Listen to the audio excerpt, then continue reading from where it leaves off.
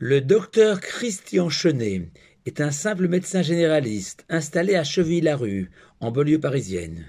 Sauf qu'il a 103 ans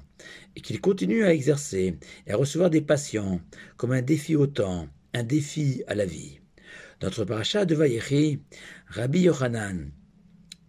cité par Rabbi Yitzhak dans le Talmud, va encore beaucoup plus loin, en affirmant que notre patriarche Yaakov, Jacob, lui, n'est jamais mort. Et Rav Nachman, un autre sage du Talmud, en entendant cela, s'est étonné et a interrogé Rabbi Yitzhak. La Torah raconte longuement l'enterrement de Yaakov au pays de Canaan et comment ses enfants ont récité son éloge funèbre et les embaumeurs ont embaumé Yaakov, et les fossoyeurs l'ont enterré, et toi tu affirmes que Yaakov n'est pas mort. Et Rabbi Yitzhak lui a alors répondu, moi, je me fonde sur les paroles du prophète Jérémie, qui a écrit,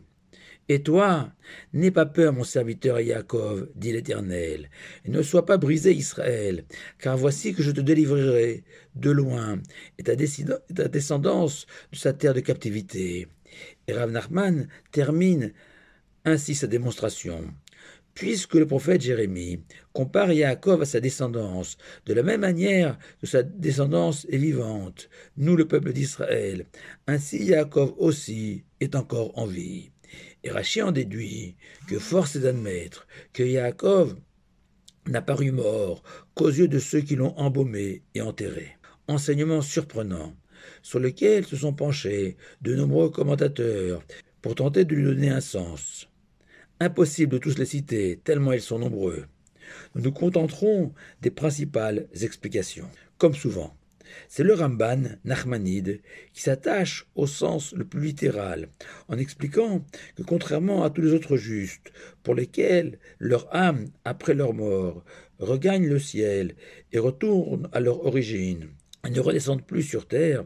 Yaakov, lui, de par la sainteté de son corps, son âme continue elle, de faire des allers-retours entre le ciel et la terre, un peu comme le Talmud raconte au sujet de Rabbi Yehuda, le prince, l'auteur de la Mishnah, que même après sa mort, il venait visiter sa famille chaque veille de Shabbat. C'est dans ce sens qu'il faut comprendre que Yaakov n'est pas mort, conclut le Ramban, suivi par un autre sage espagnol, Rabbeinu Bechaye. Le Netziv de Vologine, immense sage du XIXe siècle, lui justifie cette affirmation ainsi, en expliquant que Yaakov, même après son départ de ce monde, continue à ressentir les honneurs qui lui sont rendus sur terre, contrairement à une personne morte qui habituellement n'a plus aucun lien avec le monde ici-bas. Alors que Chata Lévi, Rabbi Lévi Yitzhak de Berditchov, grand maître de la Chassidoute, rajoute que Yaakov, de par sa sainteté, ne s'est jamais détaché de ce monde ici-bas, et qu'il continue de prier pour la réussite de ses enfants, pour leur bien-être spirituel et matériel. Le Bnei Issachar, Rabbi Tzvi Elimelech de Dinov, autre guide chassidique, propose une explication astucieuse et tellement vraie de cet enseignement. Dans le monde en général, on a tendance à oublier ses anciens, et plus encore ceux qui ont disparu, occupés sans cesse par les soucis du quotidien et résolument tournés vers le futur, tandis que Yaakov, lui, est omniprésent, dans la maison de ses descendants, comme considéré comme notre Père à tous, dont les deux noms, Yaakov et Israël, sont portés par tant et tant d'enfants juifs. Le Sfat Emet, le rabbi de Gour, lui affirme qu'en triomphant de l'ange du mal, dans ce célèbre combat nocturne, et en devenant Israël, Yaakov a basculé dans une dimension surnaturelle, dans un univers où la mort n'a plus sa place,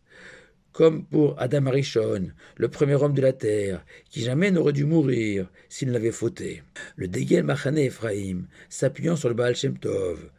lui préfère expliquer que même si Yaakov est sans doute mort, mais l'idéal qu'il a incarné, c'est-à-dire la Torah et ses valeurs, le Hémet, la vérité, lui ont survécu et sont éternels, contrairement à tous les projets vains et futiles, échafaudés par des rois et autres bâtisseurs de l'histoire. J'ai parfaitement conscience que j'ai présenté devant vous, brièvement, un échantillon de réponse à cette affirmation si étonnante que Yaakov n'est pas mort, et que chacune de ces réponses mériterait d'être largement développée, ce qui est difficile dans le cadre de ces paroles de Torah. Néanmoins, comme toujours, j'ai gardé le meilleur pour la fin, le dernier éclairage qui nous concerne tous directement, celui du Rashba, ce géant espagnol du Moyen-Âge, qui s'étonne de voir Yaakov distingué, considéré comme éternel, contrairement à nos deux autres patriarches, Abraham et Yitzhak. Et le Rashba répond que la différence entre Yaakov et Abraham et Yitzhak est la suivante. Abraham, lui, a eu 2 enfants, Yitzhak, mais aussi Ishmaël, qui ne lui a pas été entièrement fidèle. Et même Yitzhak a donné naissance à Yaakov, mais aussi à Esav, ce fils rebelle, tandis que Yaakov, ses 12 enfants, les 12 tribus, lui sont restés attachés jusqu'au dernier jour de sa vie, et que toute la descendance de Yaakov, que nous sommes, sans aucune exception, se relie directement à Yaakov, source de notre vie à tous, comme si chacun d'entre nous avait hérité d'une parcelle de vie de Yaakov, qui surveille donc à travers nous, ce qui nous confère à chacun d'entre nous une immense responsabilité d'être digne de cette étincelle éternelle de Yaakov qui brille en chacun d'entre nous. Pour la petite histoire, et pour conclure, le docteur Chenet a un fils qui lui aussi est devenu médecin, mais qui, contrairement à son père, à l'âge de 65 ans, a rangé son stéthoscope et a pris sa retraite. Ce n'est pas grave. Son père, comme le nôtre Yaakov, sont encore en vie. Shabbat Shalom à vous tous.